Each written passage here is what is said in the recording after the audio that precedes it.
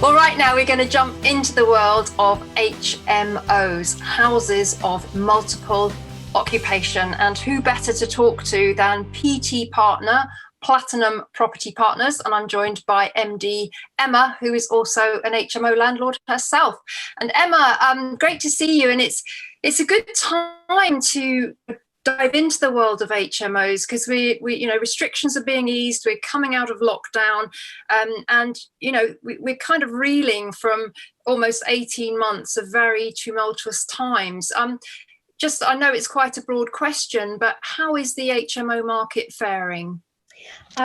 Great question, and thanks, Vanessa, for inviting me to have this conversation with you.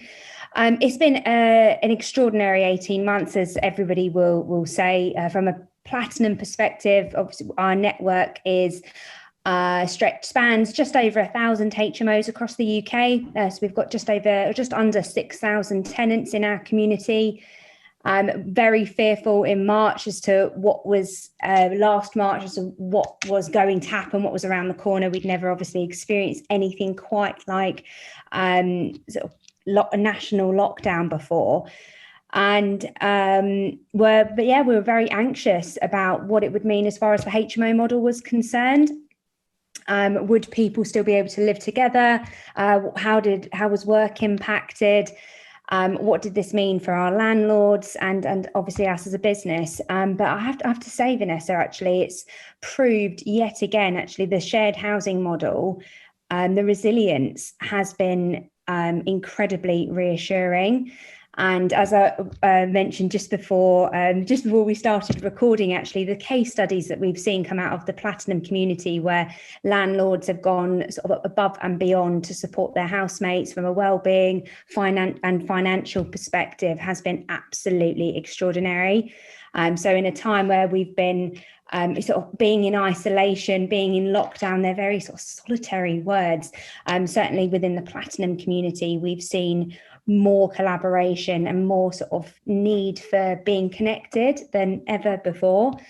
So when there was certainly a time where we thought, is there ever going to be such a thing as houses of multiple occupation or shared houses moving forward? Are people going to start veering towards sort of single lets and not stop living sort of together in communities?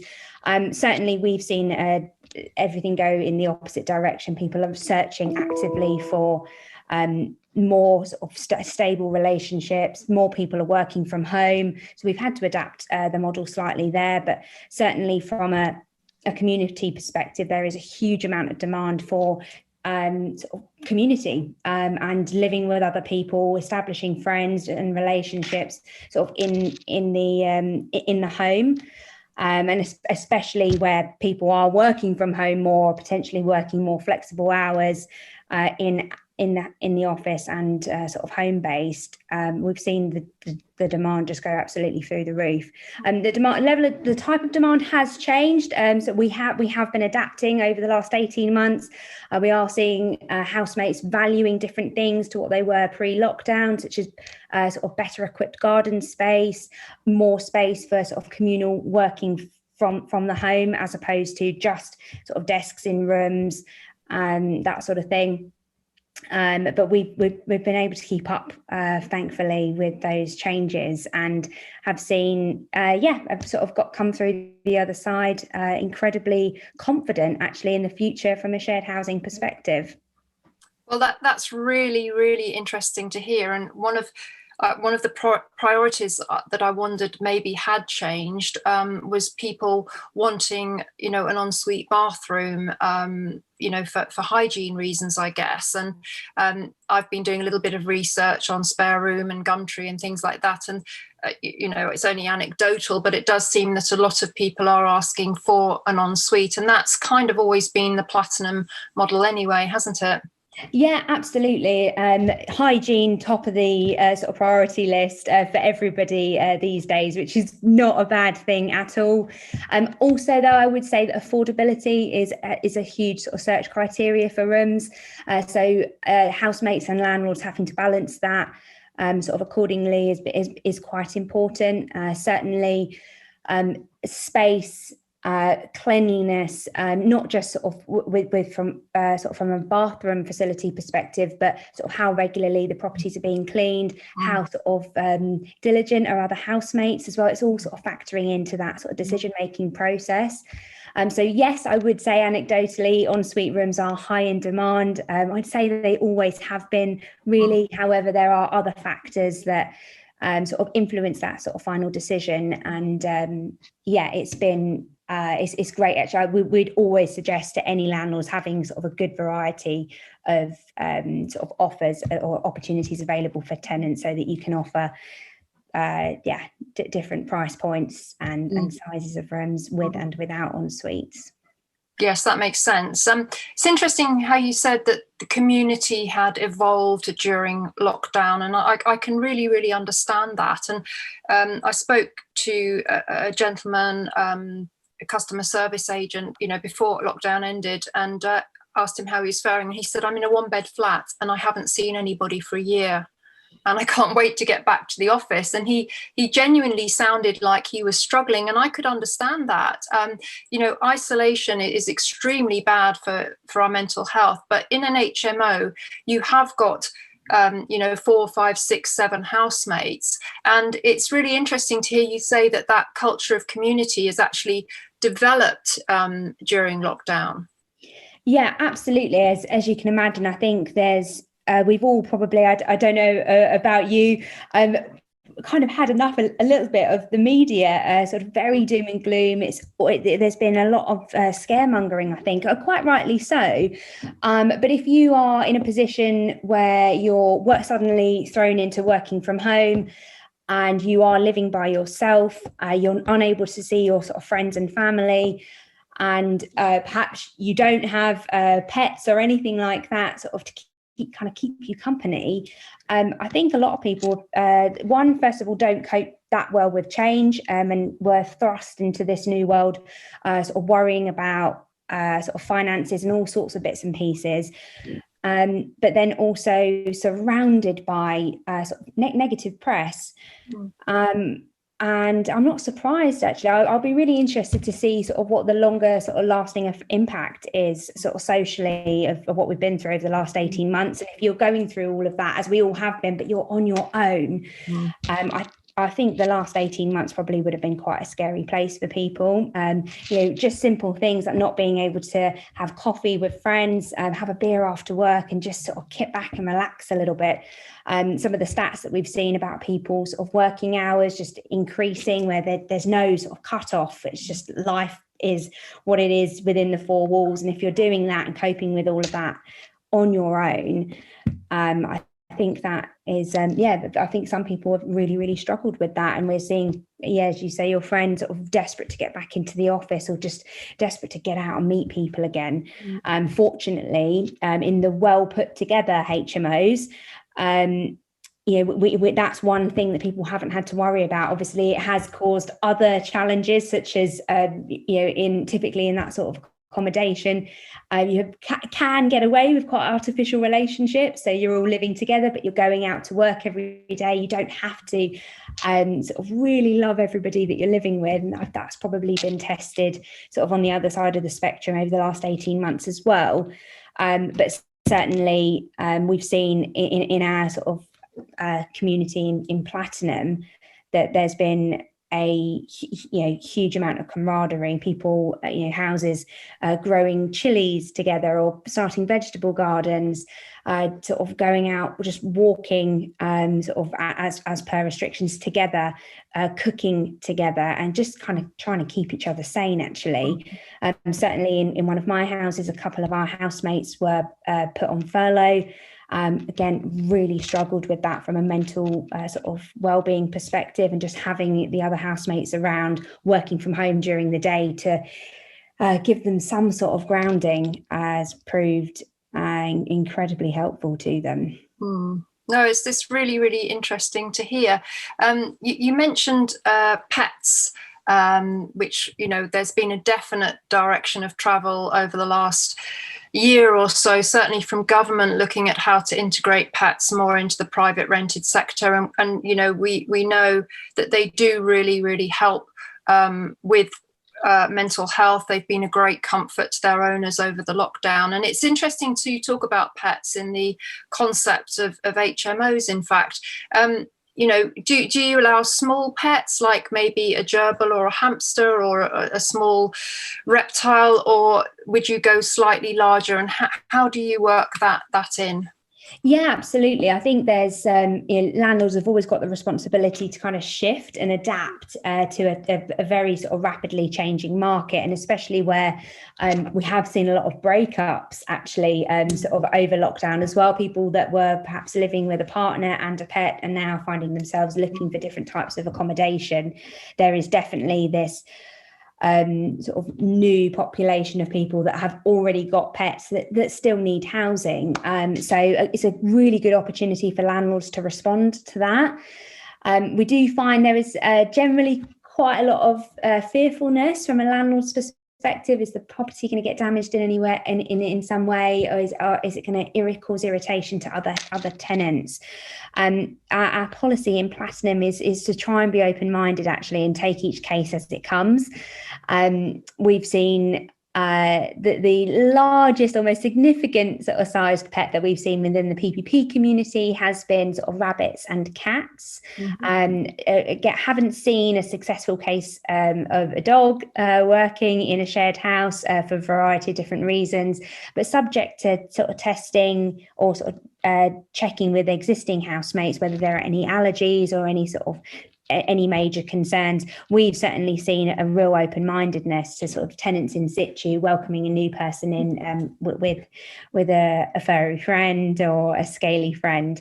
And it can work really well. We've got one of our housemates has actually got 2 cats that she brought in. I thought, I don't know how this is going to go down, if this is going to work or not, but rather than just turn her away, we ran it past all the existing housemates, and actually everyone was delighted to welcome a couple of cats to the house. So, and she's been living with us, this particular housemate, now for about 8 months, and it's been absolutely brilliant. Actually, we do regular checks on the rooms and the property, and we've got a great relationship with all the other housemates, and I haven't had a single complaint. So she's happy, and we're happy to have been able to accommodate. And that's we're seeing more and more stories like that, certainly within Platinum, where landlords are just saying, well, we'll give it a go, rather than just a flat no, which is really positive.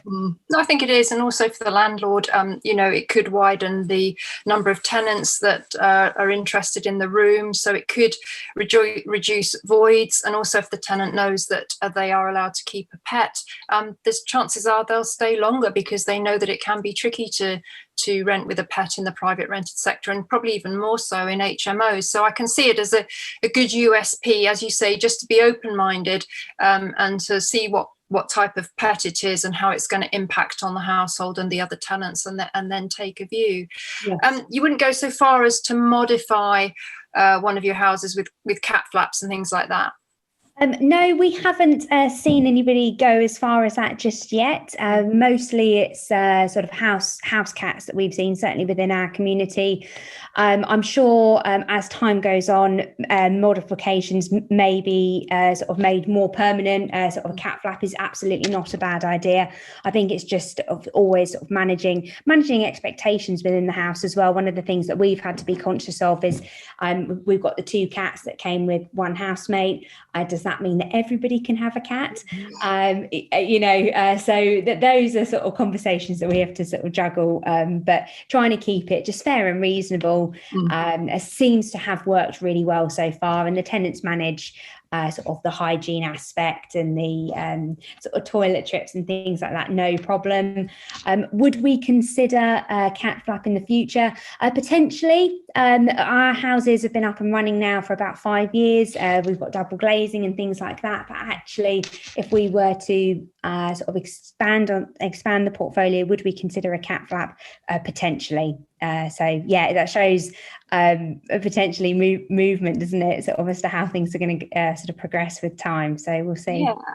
I think also the cat can give a bit of a kind of homey feel, which kind of chimes back to this more community feeling about living. And that kind of leads me on to tenant selection, because I know from previous conversations with PPP that you place a great emphasis on creating what might be termed harmonious households. And we've got a video on that, which I'll actually put below this one as a reference. But going forwards in a post-COVID world, I think that, you know, HMO landlords are going to have to focus even more on thinking about the makeup of the household and creating a very harmonious blend of tenants. Would you agree? Absolutely. You know, we don't know what's around the corner, whether there are future lockdowns heading our way or you know, goodness knows. Certainly, one of the things that we've always been big believers in sort of the selection criteria when it comes to sort of trying to choose housemates that are going to work well together and be compatible, whether that's sort of just general sort of demographics. We'll definitely honour that and continue with that sort of being one of our sort of core values when it comes to the properties. And I think that's ultimately, as a housemate, one of the biggest concerns that people have, I think, is ultimately potentially renting from you know, a rogue landlord. Again, we're sort of demonised a little bit in the press. You know, repairs and maintenance not being kept up on, but also the people that they're renting with. I think that is, as a focus, is going to become more and more important for new tenants moving into existing or new households. So certainly building out that sort of community feel is something that we're focusing on a lot in PPP. You've got your bricks and mortar, your furniture and your functional services, but actually how do you sort of support young people and sort of an aging population as well, really sort of collaborate together and learn to share. Again, you know, off the back of what's gone on over the last 18 months, we've got people that are coming out of marriages and separating from sort of long-term partnerships, or actually the integration of those people into a different model is really key and often overlooked. Actually, you think, right, I'm renting you a room or renting you a space, here's the keys, there's the tenancy, and off you go. As we know, people are far more complex than that, and actually trying to sort of make people feel really welcome and at home with themselves, with the space, and with the other people that they're sharing with is essential. So no, I completely agree. Let's turn to the PPP model now and talk a little bit about it, because PPP, the franchise partners, have always impressed me with the standard of their properties, and also their knowledge and their understanding of being an HMO landlord. And I think now more than ever, education has proven to be absolutely vital. I think certainly, you know, from the single occupancy buy-to-let perspective, you know, weak business models were definitely exposed by all the fallout from Covid-19 and lockdown. And, you know, we've got obviously potential economic fallout on the horizon as well. But, you know, the PPP model, I think, because you've always gone for quality, I think that makes it far more resilient to change and to market corrections. And also, I think there's such strength within the PPP network. You've got so many experienced and knowledgeable landlords, and at a time like this where we've been through something that none of us could ever imagine that we would have to face as landlords, I can imagine that the PPP network was absolutely buzzing. There was sharing of information, sharing of solutions, and it really came into its own. Am I right? I have got to say, actually, absolutely. And if we were having this conversation and you were predicting this is how things would be in platinum back in March, I would have been absolutely hoping that you were bang on. And yeah, it's been, as I said, I remember back in March, our offices, you know, we closed our offices and moved everybody to home working overnight. As a business, obviously you've got that to worry about. Actually, how are the team going to respond? What's the service continuity going to be like for our franchise partners? And then we've got this enormous community of landlords all over the UK, not only dealing with sort of how their business is going to respond and how resilient it's going to be, but they've also had all of their sort of social concerns as well, as we all did. So yeah, when we based the support that was provided by Platinum from a head office perspective was fantastic actually. We moved immediately on sort of financial triage, diagnosing sort of across the group sort of what the state of play was, what our occupancy levels were like, who needed sort of lots of attention, and who was going to be sort of fully occupied and actually not in too much of a state of panic.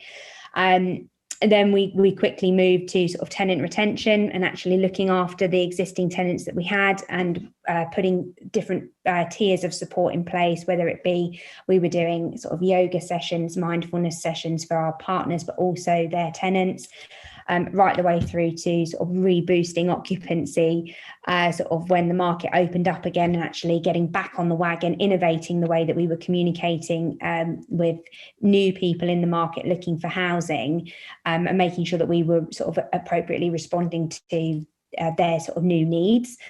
And our occupancy in Platinum, as I'm sure you know, is always exceptionally high across the group. Our average sits at about 94-95%, which is phenomenal for this type of accommodation. And that did drop slightly sort of the middle of the summer last year. I think we sort of hit mid to high 80s, which was the lowest I've ever seen it. I've worked for Platinum for 8 years now. Thankfully, we are back up to sort of 90+% as a network, which is fantastic. But it's the camaraderie within the group was made me love the business actually more than I thought was possible beforehand. The teamwork on a regional basis was incredible, sort of with the head office, but also with our coaches, our mentors, and our most senior partners who have been through, I won't say similar sort of market crisis, but financial crash, mass tax change, and they've seen the resilience of the model and had probably more confidence than some of our newer partners. It was incredible actually how the whole network sort of divided and conquered itself effectively, people buddying up and working to each other's strengths.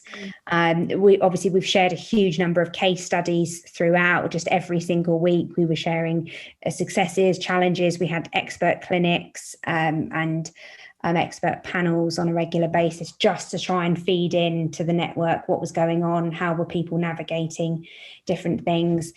And of course, it was tough. Certainly right at the beginning of lockdown, we had new updates going out every day, new guides, but communication in those times and strong leadership, I think, is key. And we just stood by our values, being transparent, open, and doing the absolute best that we could by our network and ultimately by their housemates. And I'm really pleased to say that we live to tell the tale. And the occupancy rates are back up. We've just completed a satisfaction with survey with the BFA. We're one of 8 franchises that have been awarded the 5-star sort of grading of satisfaction from franchise partners out of a huge number of applicants or entrants. It was quite humbling actually. We got through this very relatively unscathed, and I think that I would definitely put that down to the resilience of the model. It does deliver, but also the way that model was operated and within the community. It's just incredible. Well, congratulations for everything that you've said there. And, we were just talking about tenants being in isolation in single occupancy housing, but of course, landlords may have been in isolation as well. And I think that again highlights the benefit of being part of a network like Platinum Property Partners, because you have got this vast network of like-minded people doing the same thing as you in different areas to call upon, and that's just worth its weight in gold in the situation that we found ourselves in. And it's really interesting, you mentioned the word adapt, and that's what successful businesses have had to do, and so have the ones that have been successful, the landlords that have been successful are those that have recognised the huge impact of the Covid-19 pandemic and sought to, adapt and understand the changing needs of tenants and so on. So no, it's very, very interesting, but not surprising actually to hear that PPP has done so well. And that really actually leads me nicely to my last question. And that is one kind of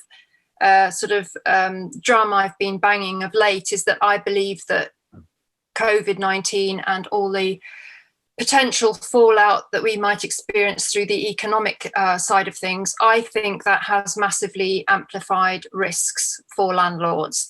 And going forwards, landlords are going to have to be much more aware of risk mitigation, belts and braces. And this, again, I think plays to the PPP model, because you're very much about quality, as we said, which I believe is a risk mitigation strategy in any market conditions, let alone COVID, but also that you've adapted, and that so much of what the PPP network is about making HMOs less risky for landlords by having this very kind of tried and tested model to follow. So I can only see PPP going from strength to strength. Thank you, Vanessa. So very kind of you, and I absolutely hope you're right. We're all about belt and braces. We've got a phenomenal team of experts in head office that are there, are qualified every day, sort of going through legislation updates and not only sort of understanding them and digesting them, but sort of commercially applying them to our model to make sure that our franchise partners have that peace of mind that every tenancy that they serve, every exit that they sort of support a tenant through is done sort of in line with best practice.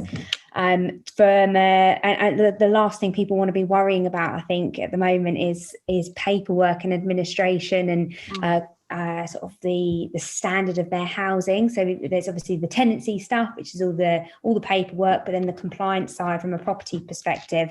Certainly we consider that sort of bare minimum, actually. So figure if we can tick that box to our own standard, which is always way above and beyond the sort of the legal minimum, then you can have a bit more, you've got a bit more capacity, I think, to focus on actually the fun stuff, that relationship, community management effectively across your portfolio, as opposed to being sort of highly stressed and worrying about the